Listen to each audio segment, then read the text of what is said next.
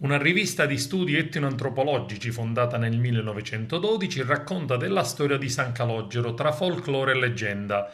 Descrive San Calogero come uno dei santi più popolari nella Sicilia occidentale che gode di un culto che rasenta il fanatismo e la superstizione.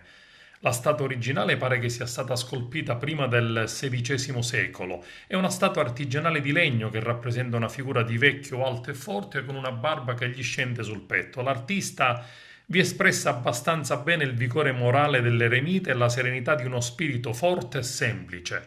È un articolo pubblicato nel 1932 che sintetizza un pezzo della storia del Santo Nero che quest'anno non vedremo tra le strade di Girgenti. Orbene dunque, Covid-19 fermerà quest'anno la festa di San Calò.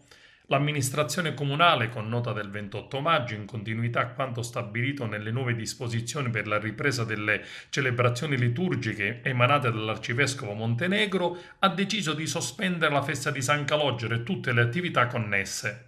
È stato comunicato tramite avviso formale che saranno sospese le processioni del lavare e tutte le iniziative collaterali alla festa, fuochi pirotecnici e la fiera settimanale.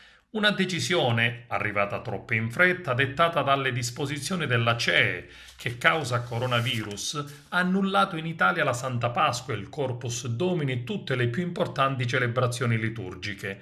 Per la prima volta, probabilmente tra le strade e i vicoli della città antica, gli agrigentini dovranno rinunciare alla tradizionale festa di San Calogero.